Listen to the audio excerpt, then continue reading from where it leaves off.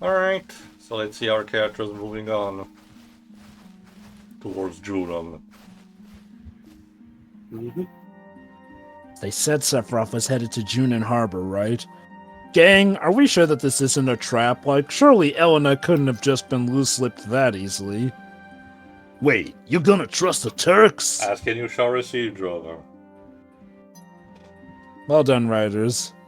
Look, we don't have anything else to go on. Keep in mind, this is original dialogue, the characters did not discuss this in the original. He's right. We should check it out. Sadly, no Fort Condor visit for some reason. We just really skipped that. Maybe, I wonder if they're gonna save some of that stuff for later in the Probably, because they gacha. need to get one of the huge materials from there. Given how they're trying to streamline stuff, I wouldn't be surprised if they're trying to Trust cut me, down Joe, on some places we have unfortunately, to a lot revisit. of stuff from Junon is cut, as you're about to see in this very part. It's kind of criminal. Okay, yeah, now that I do take issue with. Like, why? Again, it's some stuff feels more arbitrary than others. Even after all, they cut away the apps fight and the sewer part of, after Don Corneo, in Sector 6.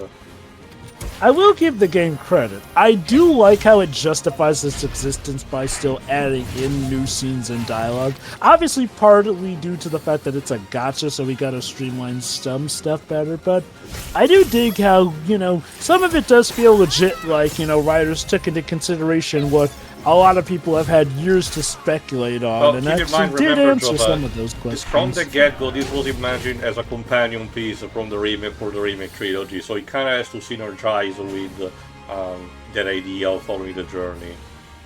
True, but it does do some things even different from the remake. We got company. I've never seen monsters like this before. Actually, Tifa, these are the imp enemies from the church in Sector 5. What the hell? It doesn't matter. We'll take down whatever's in our way. See, Maybe they're a different color. See, Jova, that's the other side of the coin, when occasionally the writing in the left hand doesn't know what's happening with the right one. Which does make me wonder if they do that gacha thing where certain sections of the game are done by different writers overall.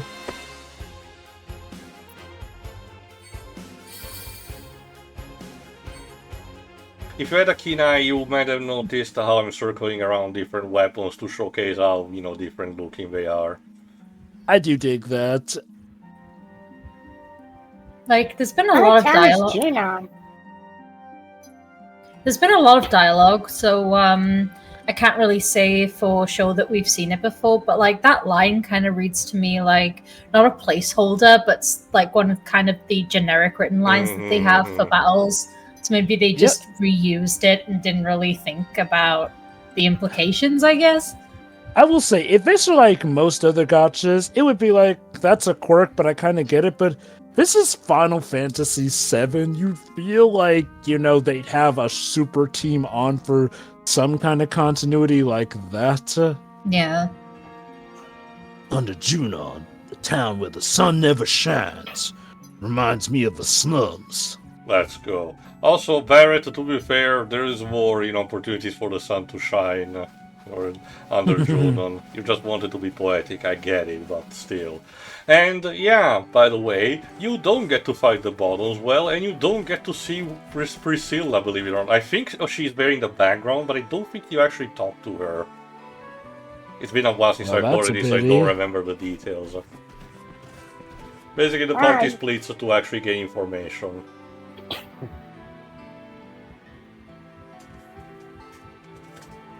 Having arrived in under Junon, Cloud and the others search for a way to infiltrate the city above.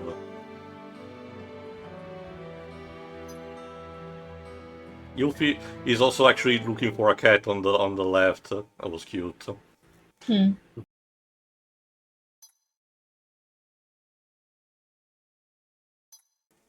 You again? Who are you? You'll find out soon. But more importantly, 5 years ago. The truth about 5 very years specific. 5 years ago. Nibelheim. When you went to Mount Nibel Tifa was your guide, right? Yes, she said, I'll be your guide. No. Yeah, surprised me. But where is Tifa other than that? I don't know. I don't really think about it. It was a great chance for you two to see each other again. So, given retcons, can we assume that this is actually Zack kind of haunting Cloud? More so in a positive way? This is clearly just Genova using Zack's identity to manipulate Cloud. So why didn't you meet up? Just the two of you. I mainly asked because after Advent Children showing that Zack could have just talked to Cloud all this time in the afterlife. No, it's really just Junon manipulating, because if you remember, we get a confirmation at the end of this one where the whole because you're a puppet, it's done through this. So that is true, yeah. Although, given that it's an AU of the gacha, how wild would it be if they actually did make an AU where it turns out this is Zack speaking to him? Just in turn, Zack's trying to help Cloud, but he unknowingly. Yeah, you don't even. This scene, if you forgot, is the one where Cloud was going to rest at Priscilla's house as a compensation for having saved her life. But here he's just spacing out. He has to space out in the road because he has nowhere to go. Tifa, I want to ask you something. Okay. What is it? I promise it's not too weird, but... Oh, that means it's weird.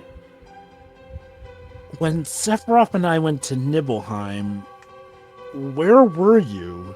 Crying over my dad's corpse. We saw each other, remember? And knowing what Tifa knows... I get remember, why she doesn't tell her him. catchphrase, that FF7 Machina Bridge tells Tifa the liar. The times other than that. With this information that we know later, right now she's just biding her time. Mm-hmm. It was 5 years ago. I don't remember. It's one of those cases where I get why she did it. It's just, ironically, she could have maybe have prevented a lot of tragedy if she had told Cloud the truth. Hey, do you hear that? I think it's coming from above. Alright, Waves, I know you're critical about this track in particular. What do you think of this rendition of Rufus welcoming March? Well, it sounds a lot more clearer. What they heard was a rehearsal for the ceremony to welcome the new Shinra president, Rufus, to Junon.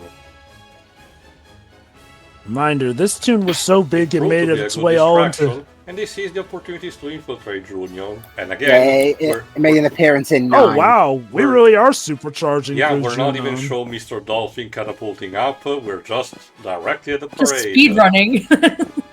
Any percentage, I guess. It was actually super easy, barely an inconvenience to infiltrate the military. The group disguised themselves and sneak into the city to find out what Rufus and Shinra are up to.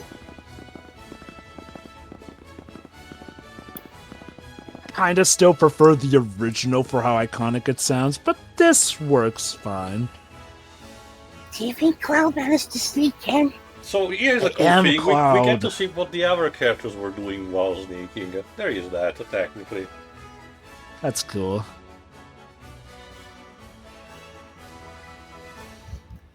Yeah, there he is. Front row, far left. Yeah, it's like, He's while the one this acting like an idiot. Hey! But that's one thing. While the game does take away a few lines and scenes, it does try to add some stuff in. Good work, man. I still cannot even with Rufus' portrait. It just sends me. It's the evil look, the pale skin, the pale Again, hair, it just looks like everything. if Seto Kaiba was a school shooter. Holy shit. Wow! The long-range airship is still set to be the active. manga version kinda gets there. It should be ready in about 3 more days. Enough with that stupid horse laughter. If you want to laugh, you must laugh like a professional gentleman. He looks like a neglectful anime father. Oh my god.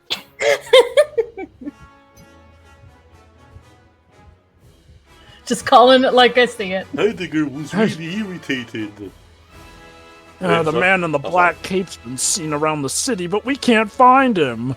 You're the lucky troopers. But why have the president help with the search? There's a rumor going around that it's Sephiroth.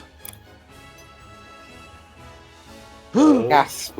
Gasp! Again, this is new stuff, so I actually do welcome it, but we could have, put also the extra part there. You still haven't located Cloud and his friends. I'm not asking for the minigame, because I understand why you wouldn't put it there. We will, and when we do, we will crush them! They'll reveal themselves if they hear rumors of Sephiroth being in town. In fact, they could be closer than you think. They'll probably believe that Sephiroth is right behind them. They'll jump out. Leave it to me. I'll make sure they don't trouble us any longer.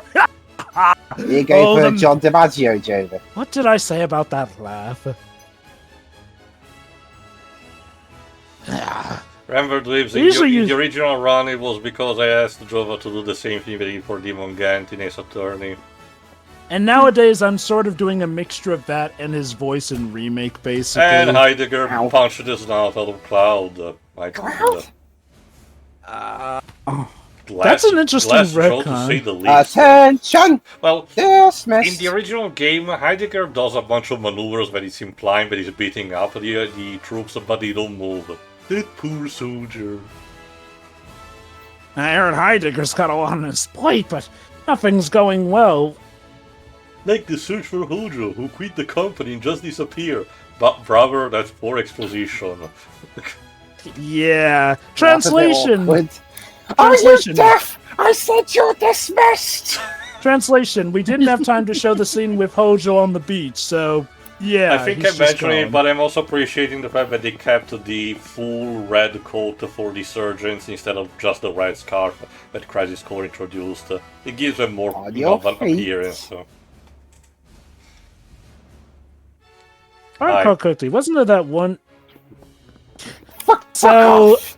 I do find it interesting that they make it that Cloud's the one who gets decked in this version. Yeah, that's kind of funny. Which means Heidegger technically managed to knock the hell out of Cloud. Alright, we're in the clear.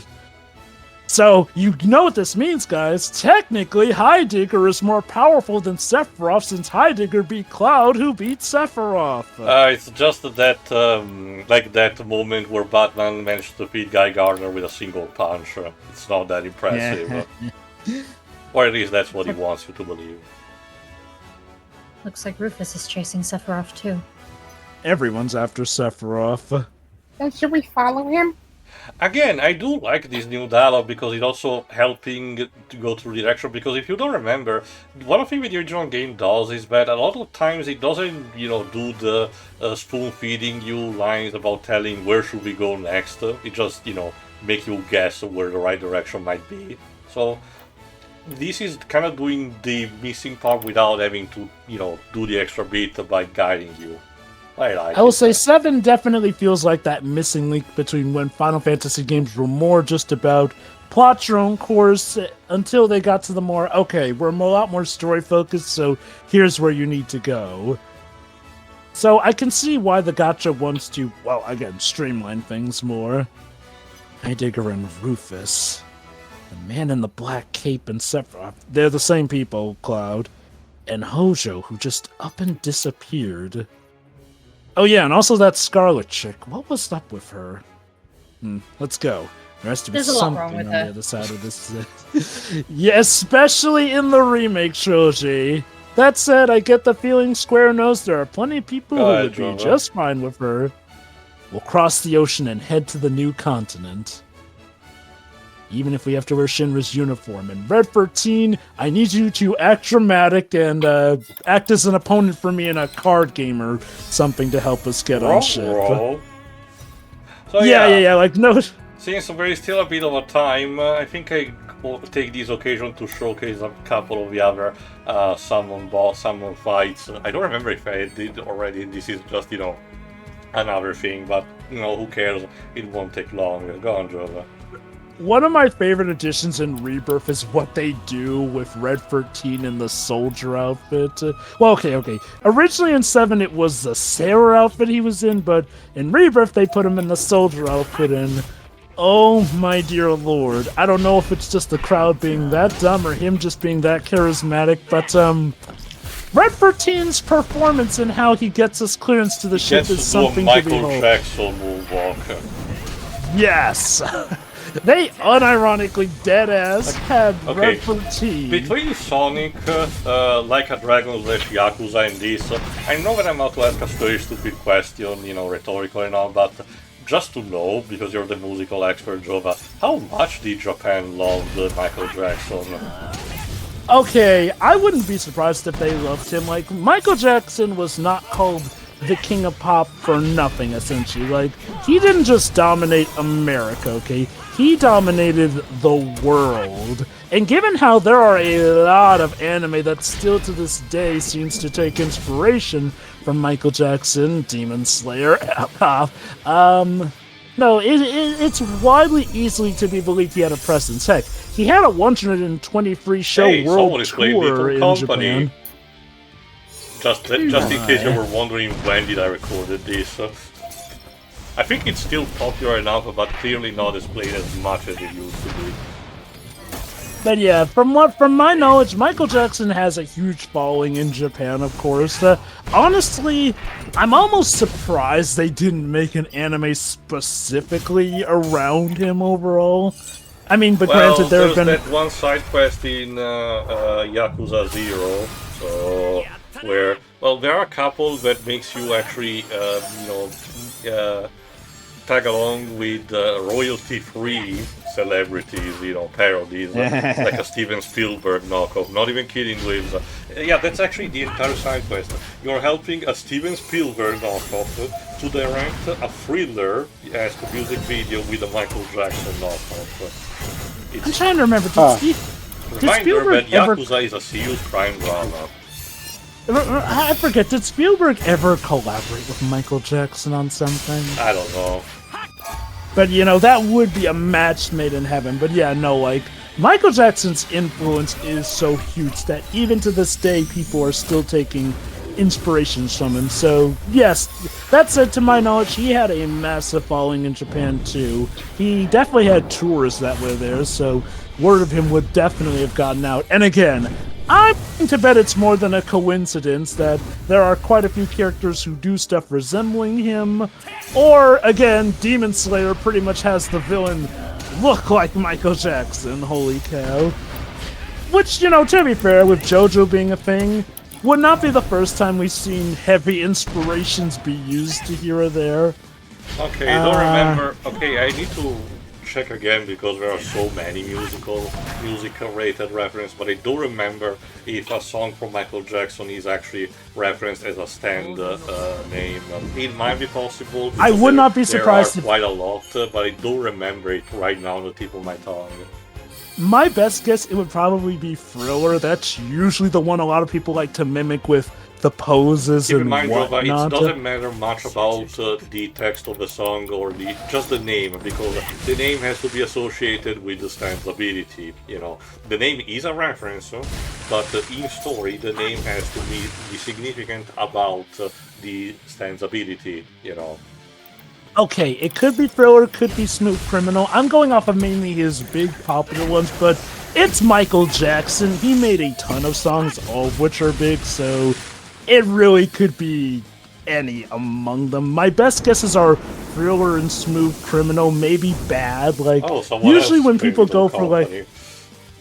Yeah, like usually whenever people go for, the broad references of Michael Jackson anyone could go for, they go for like his biggest songs, basically. To give an idea how the range is and bizarre, appropriate because bizarre nature it is, the villain from part 8 as a gimmick where he's very powerful, but because he's defensive oriented, he cannot go on the offensive on his own, so he has to have a couple of lackeys that do that.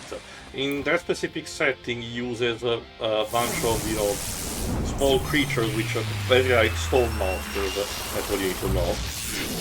but for some reason the music reference that they wanted to have for these two particular creatures that attack are the songs Do Do Do De Da Da Da from the Police and Obladi Oblada from the Beatles. My guess is that Hirohito Araki just, looks at a bunch of songs and says, what are some of the goofiest shitty names that I can use? I mean, it's a series with one of their most... I had to ask Dweebs of what were the respective bands thinking were, naming those songs. Yeah, probably the same thing that bands like the Buggles were thinking when they named themselves. Well, don't you mean Sgt. Pepper's Lonely Heart Club Band? Oh, no. I mean the Buggles. Basically, kind of the idea behind the name was some sort of lore where they were one of the many knockoffs of bands created by an evil scientist in the music industry. And yes, they were a British band, essentially. They made Video Kill the Radio Star their biggest hit, as well as Living in a Plastic Age. Need to receive once again the Yellow Submarine movie. I know it's still, an nasty trip and everything, but I want to check again just to be sure, how the songs are integrated and everything. To my knowledge, their idea was Buggles, so obviously they were like a pastiche of the Beatles. They have gone on to admit that they didn't think too heavily in the naming of that band, but it is what it is. They were called the Buggles to the Beatles. Anyway, that's it for this chapter. We'll come back to our main, proud heroes, citation needed, soon enough. But instead, in the next part, things are getting steamy as the Valentine event approaches, so we'll have to see who gets shipped with who. So see you for that. See ya!